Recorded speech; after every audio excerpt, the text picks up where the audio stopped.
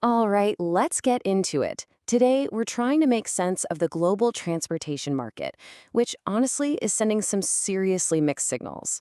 On the one hand, you hear about a brutal freight recession, but on the other, ports are smashing all-time records. So what is really going on here? And this right here is the paradox at the heart of everything. You've got a freight recession in the US that has been going on for 30 straight months. I mean, that's 2.5 years of decline. But at the exact same time, the Port of Los Angeles just had its busiest month ever. We're talking about a historic boom happening right in the middle of a historic bust. So yeah, that's the big question, right? How can these two completely opposite things be true at the same time? Well, the answer, as you'll see, points to something much, much bigger. A deep, fundamental shift that's happening across the entire global supply chain. To really solve this paradox, we have to look past the flashy headlines. We've got to dig into the hidden forces, from trade policy to geopolitics, that are pulling the strings and creating all these confusing signals. And believe it or not, the first piece of this puzzle isn't about a booming economy at all. It's about anxiety. Specifically, this widespread anxiety over tariffs and the future of US-China trade. And that feeling is having a huge and kind of counterintuitive effect on shipping. The key behavior that's driving these record numbers at the ports is something called the pull-forward effect. Basically, with the threat of new tariffs hanging in the air, companies are, well, they're panicking. They're importing a massive amount of stuff right now to avoid getting hit with higher costs later. This creates this huge but completely artificial surge in demand. And here's kind of how that chain reaction works. It all kicks off with uncertainty about trade policy. That uncertainty makes retailers rush to import everything they possibly can, as fast as they can. And that is what's flooding the ports and creating those record-breaking numbers. But, and this is the crucial part, all this frantic activity is basically hiding the real weakness underneath it all. And the scale of this is just mind-boggling. We're talking about over 1 million of those standard 20-foot shipping containers moving through just one port in 1 month. It's an absolutely staggering number, but remember, it's not a sign of a healthy economy. It's a symptom of strategic anxiety. Now, this anxiety over tariffs isn't the only pressure point. It's not just about policy.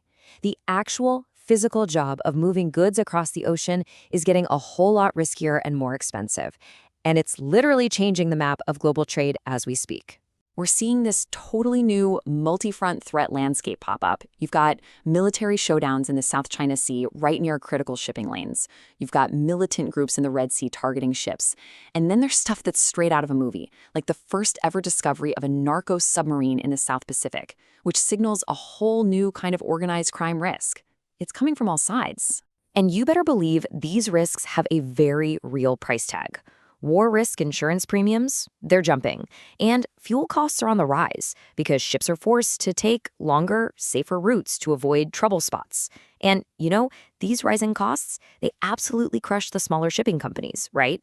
And that just pushes the whole market towards the bigger players. All right, so we've talked about the high seas. Let's bring it back on land for a minute, because all these global pressures are creating some really strange situations in the domestic trucking and rail industries. And guess what? Just like with the ports, what's happening on the ground in trucking makes almost no sense at first glance. The amount of stuff being shipped by truck is going down, but the price to ship it is actually going up. How does that even work? And let's be super clear about just how big this downturn is. We're talking about a 30-month straight decline in freight shipments. That's not a blip on the radar. That's a deep, long-lasting slump in the basic demand for moving things around. So what gives? Well, the answer is that the market is basically fixing itself in a really painful way. This long downturn is forcing a lot of trucking companies to go out of business. As all that capacity, all those trucks, leave the road, there's less competition for the freight that's left, so the surviving companies can actually stabilize their prices, even though demand is low. It's a classic, if brutal, economic rebalancing act. Now let's switch over to the rails, because there's this massive $85 billion merger on the table that has really drawn a line in the sand.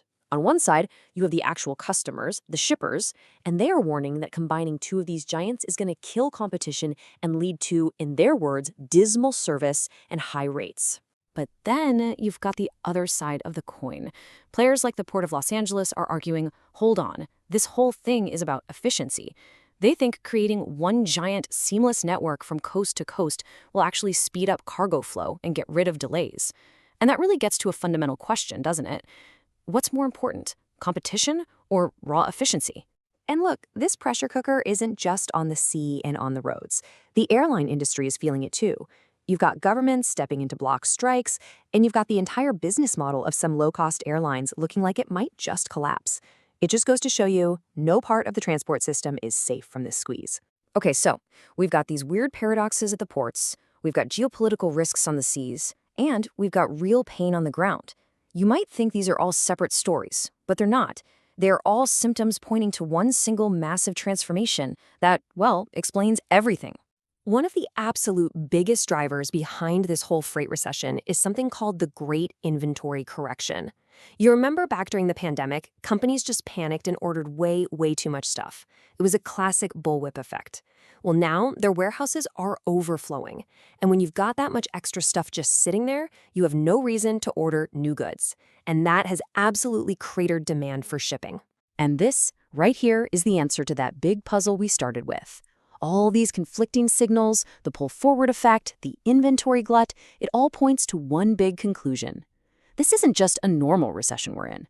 What we're actually witnessing is a massive, permanent, structural realignment of how goods move around the planet. So what does this new normal actually look like? Well, you can think of it as resting on three big pillars.